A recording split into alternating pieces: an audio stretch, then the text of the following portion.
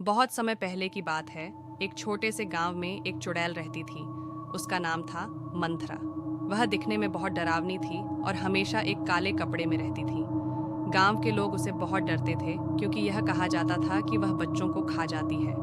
गांव के किनारे एक बड़ा और घना जंगल था जिसमें कोई भी जाने की हिम्मत नहीं करता था। कहा जाता था कि मंथरा उसी जंगल में रहती है। गांव के बच्चे अक्सर अपने माता पिता से उस जंगल के बारे में सुनते थे और वहां जाने से बहुत डरते थे।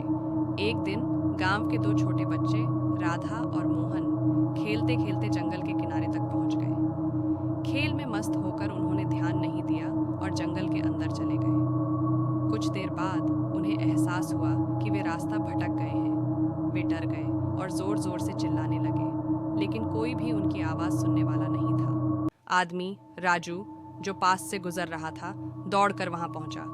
उसने दरवाजा तोड़ा और बच्चों को बाहर निकाला।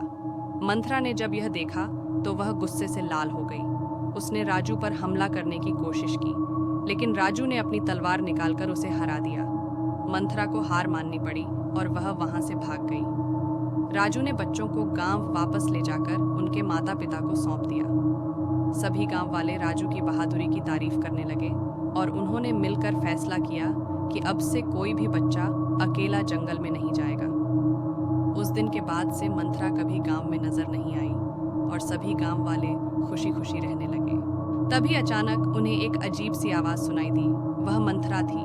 उसने बच्चों को देखा और अपनी काली आंखों से घूरा।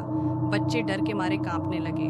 मंथरा ने हंसते हुए कहा, क्यों बच्चों, रास्ता भटक गए हो? आओ, मैं तुम्हें अपने घर ले चलती हूँ। बच्चे बहुत डरे हुए थे, लेकिन उनके पास कोई और चारा नहीं था। मंथरा ने उन्हें अपने घर ले जाकर एक छोटे से कमरे में बंद कर दिया। उसने कहा, कल सुबह मैं तुम्हें खाऊंगी, अब सो जाओ।